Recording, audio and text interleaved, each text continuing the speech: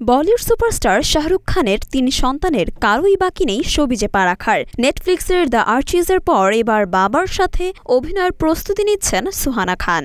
বড় ছেলেও শোবিজের বাইরে নেই, আছেন পরিচালনায়। এবার বলিউডে অভিষেক হল ছোট ছেলে আবরাম খানের।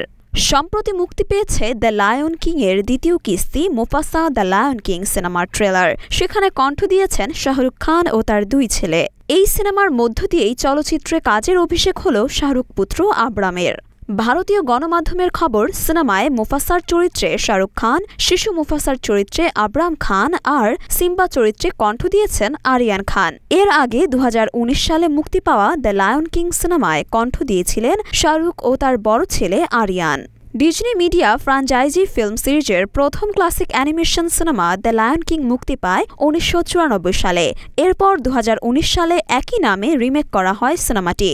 জঙ্গলের রাজা সিম্বার গল্প শুধু ছোটদের কাছেই নয়, প্রিয় হয়ে উঠেছিল বড়দেরও।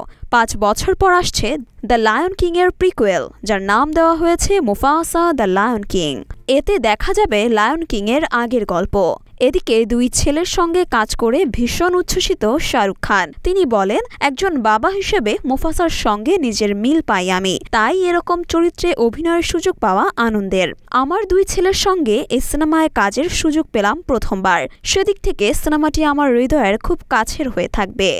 মরিয়ম মিম, ঢাকা পোস্ট।